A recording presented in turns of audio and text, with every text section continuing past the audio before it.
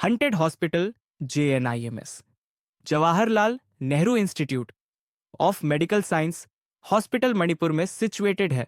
बहुत सालों से यह hospital essential medical services public को प्रोवाइड करता आया है। पर इस हॉस्पिटल के बारे में बहुत सी अफवाहें हैं जो अब धीरे धीरे बढ़ती ही जा रही है, और इन अफवाहों की माने तो यह जगह हंटेड है।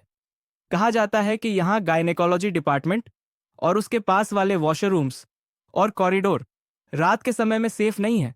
ऐसी ही एक रात को नर्स अनंता, जिसने JNIMS हॉस्पिटल हाल ही में ज्वाइन करा था, रात को गायनेकोलॉजी डिपार्टमेंट में एक पेशेंट को अटेंड कर रही थी कि तभी अचानक से उसे कॉरिडोर में किसी के रोने की आवाज आई। उसने सोचा कि इतनी रात को कौन रो रहा है, तो वह कॉरिडोर में जाकर चेक करने लगी। उसे कॉरिडोर में भी रोने की आवाज तो आ रही थी, लेकिन उसे कोई दिख नहीं रहा था। उसे यह सब बहुत अजीब लगा, तो वह कॉरिडोर में इस आवाज की ओर बढ़ने लगी। वह कॉरिडोर के एंड तक पहुंच गई, लेकिन पूरे कॉरिडोर में किसी इंसान का कोई नामो निशान नहीं था।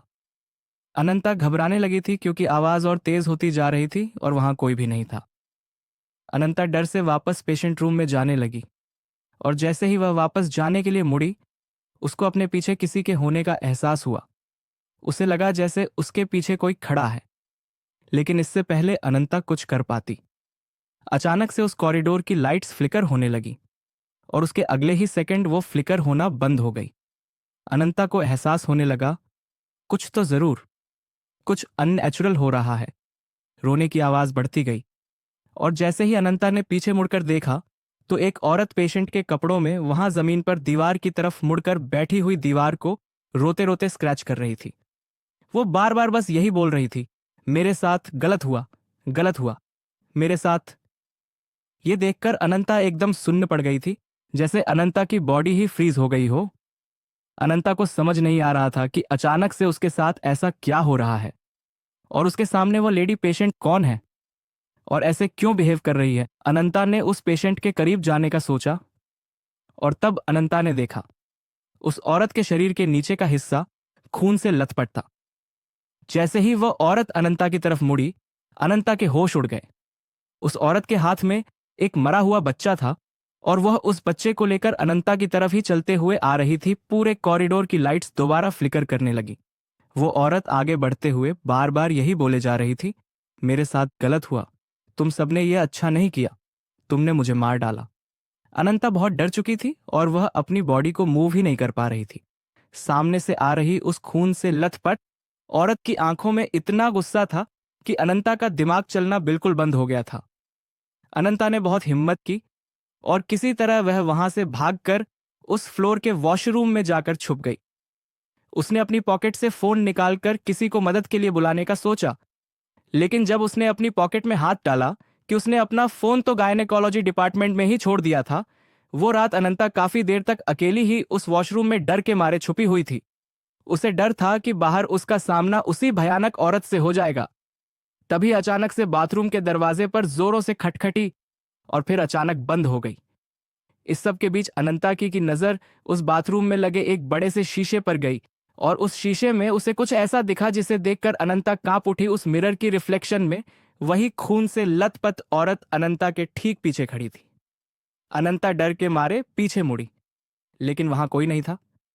अनंता को लग रहा था कि वह पागल होती जा रही है। वो बस कुछ भी करके उससे निकलना चाहती थी। वह जानती थी कि बाकी सभी नर्स ऊपर वाले फ्लोर पर मौजूद नर्स वार्ड में थी, पर वहां जाने का रास्ता उसी कॉरिडोर से होकर गुजरता था जहां पर उसे पहले वह भयानक औरत दिखी थी। पर अब अनंता के पास और कोई रास्ता नहीं था। उसने डिसाइड किया कि वह सीधा दौड़ती हुई ऊपर वाले फ्लोर पर चली जाएगी, और बिना कुछ सोचे अनंता ने कॉरिडोर की तरफ दौड़ लगाई, और भाग हुए उसका पैर किसी चीज से टकराया और वह नीचे गिर गई। जब उसने देखा कि वह किस चीज से टकराई, तो उसका पूरा शरीर सफेद पड़ गया। जमीन पर उसी औरत की लाश पड़ी थी जो उसे कुछ देर पहले कॉरिडोर में देखी थी। उस औरत की बॉडी को देखते ही अनंता को दौरे पड़ने लगे और वह बेहोश हो गई। अगले दिन उसकी आंख खुली तो वह खुद उस हॉस्पिटल में एक पेशेंट थी।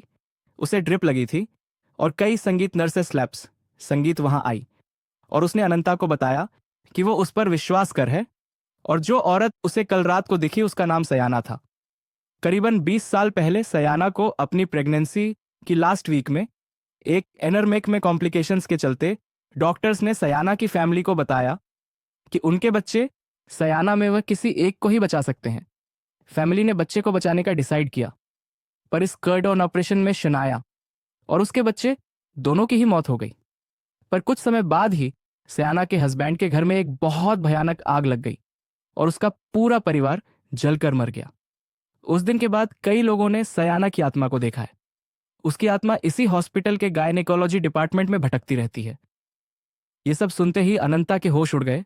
उसने तुरंत अपनी नौकरी छोड़ दी, यहां तक कि उसने दूसरे हॉस्पिटल्स में नाइट शिफ्ट्स लेना भी बंद कर दिया। आपको क्या लगता है, क्या जेएनआईएमएस सच में वांटेड है? कैसी लगी आपको ये कहानी? हमें जरूर बताइए। और अगर आपको ये कहानी अच्छी लगी तो please subscribe our channel horror night videos